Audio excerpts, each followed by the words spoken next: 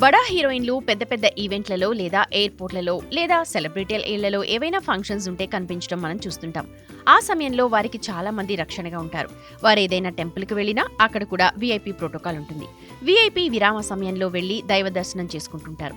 ఓ Tollywood top heroine Hyderabad Balkampet Yellamma గుడికి చాలా సాదాసీదాగా వెళ్లారు. ఆమె ఎవరో కాదు, సీతారామం హీరోయిన్ మృణాల్ ఠాగూర్. తొలుత ఆమెను చూసిన అక్కడి భక్తులు ఆశ్చర్యానికి లోనయ్యారు. ఆ తర్వాత ఫోటోల కోసం ఎగబడ్డారు. పూజల అనంతరం అడిగిన అందరికీ ఫోటోలిచ్చారు మృణాల్.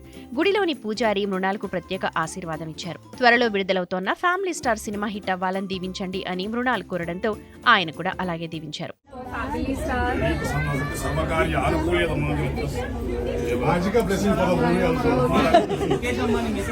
బల్కంపేట ఎల్లమ్మను దర్శించిన అనంతరం ఆ ఫోటోలను ఇన్స్టాలో షేర్ చేశారు మృణాల్. ఏదైనా పెద్ద పనిని ప్రారంభించే ముందు కొంత సమయం ప్రార్థించేందుకు కేటాయించమని నా తల్లిదండ్రులు ఎప్పుడు చెప్తుంటారు. అందుకు నేను అలాంటి సమయాల్లో గుడికి వెళ్లి నా మనసులో ఉన్నదంతా చెప్పుకుంటాను.